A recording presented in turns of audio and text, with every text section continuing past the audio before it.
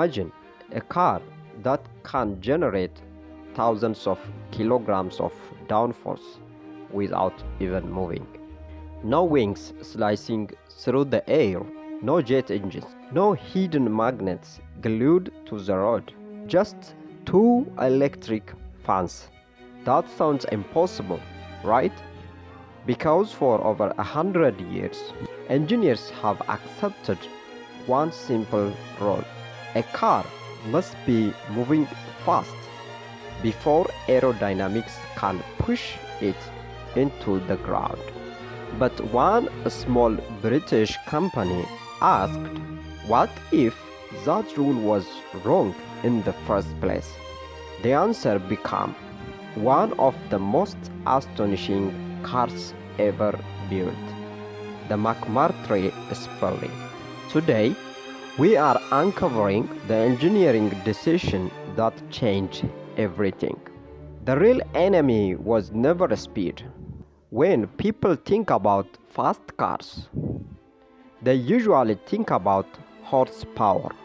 The bigger the engine, the faster the car. It seems obvious. But engineers know something most people don't.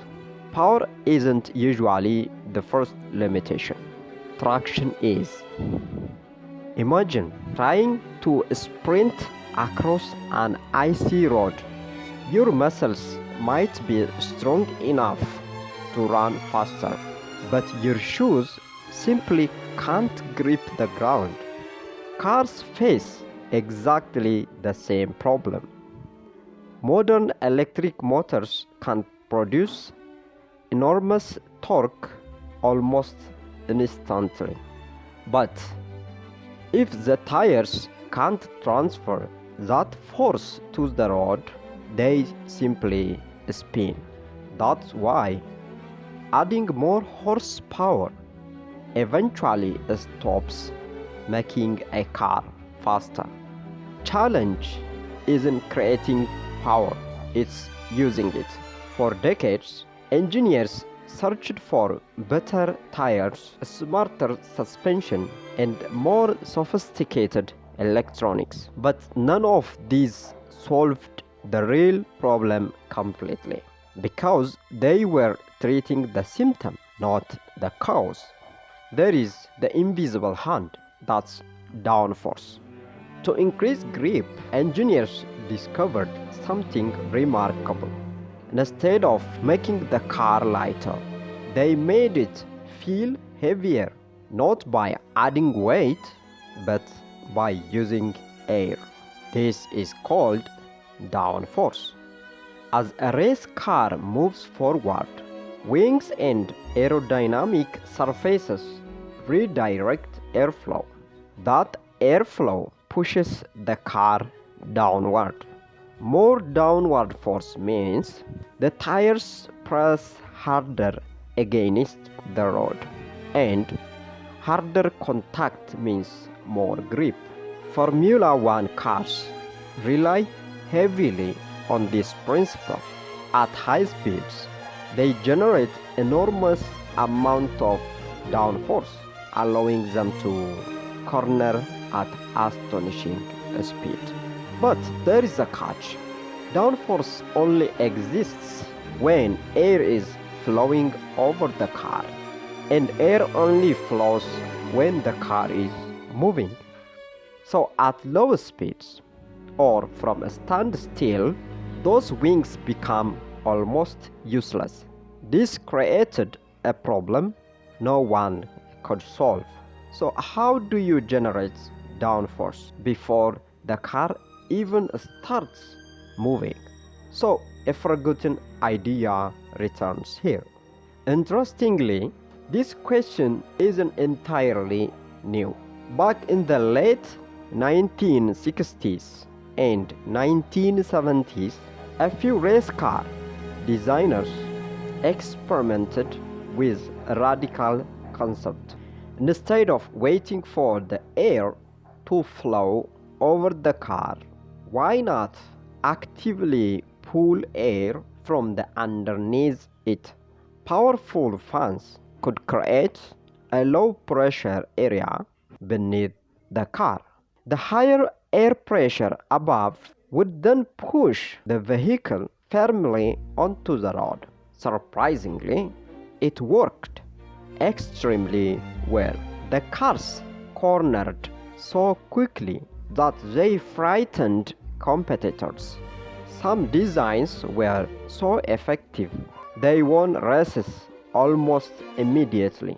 But motorsport governing bodies soon restricted or banned these systems, partly because of concerns about fairness and the rapidly escalating performance. For decades, fan cars became little more than fascinating chapters in racing history.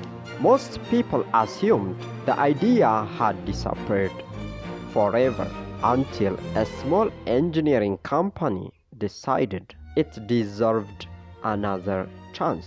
Meet the McMurtry Spéirling. The McMurtry Spéirling does not look like a traditional hypercar. It's compact, it has a short wheelbase, and compared with many million-dollar supercars, it almost looks tiny, but appearances can be deceptive. Instead of relying on massive wings to generate grip, the engineers focused on what happens underneath the car.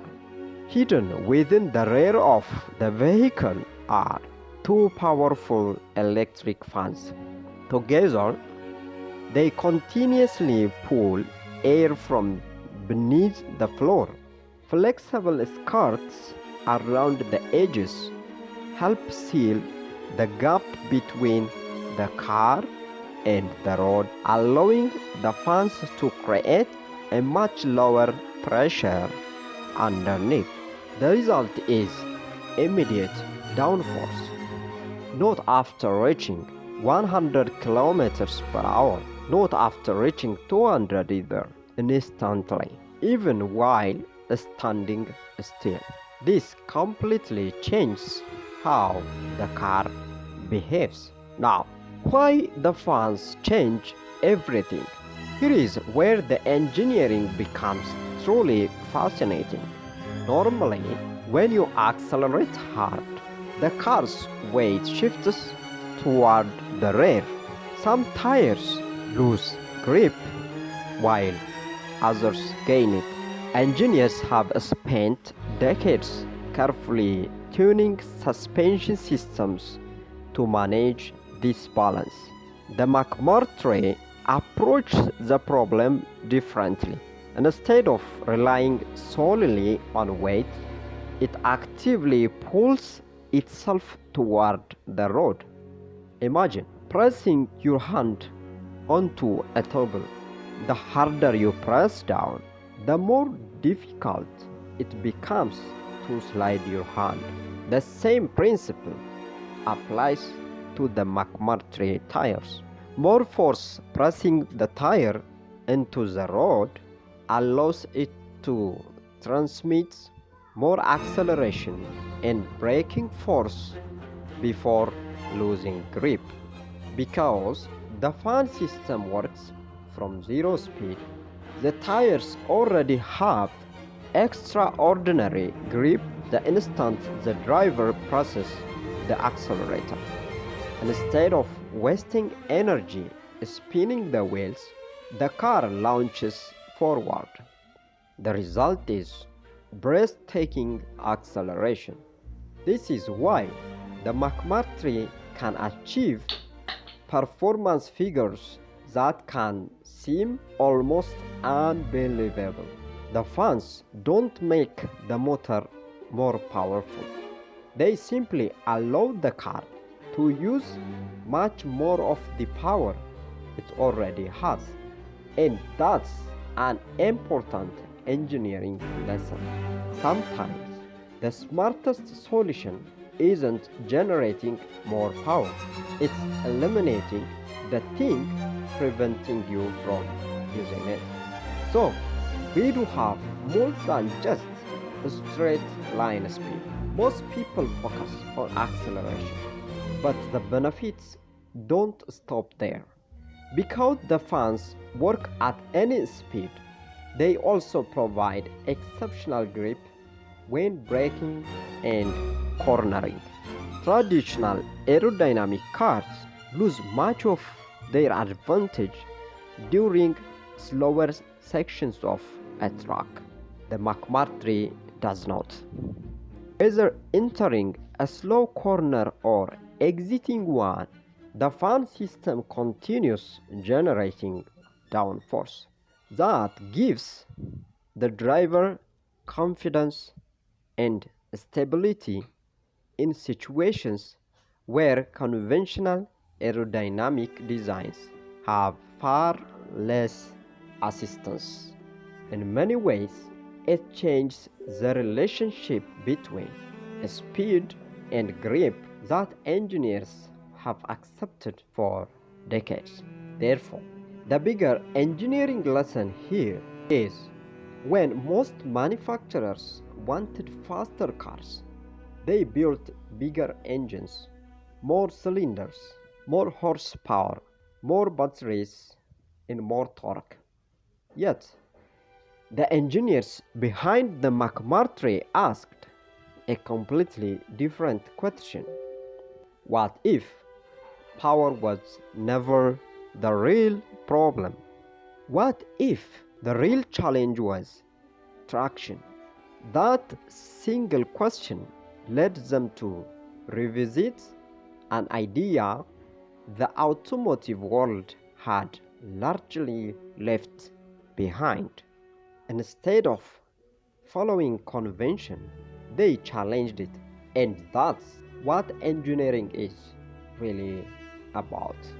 Not making something louder or bigger or faster, but asking better questions, because sometimes the biggest breakthroughs don't come from changing the answer, they come from changing the question. The McMurtry Spéirling isn't the only vehicle rewriting the rules of automotive engineering recently. Another manufacturer eliminated one of the oldest components inside every combustion engine, a part engineers believed was impossible to live without. Can you guess what it is? Subscribe to Engineering Uncovered and join me in the next episode as we uncover the engineering behind Koenigsegg's revolutionary three-valve engine, a design that removed the camshaft and changed engine bracing forever.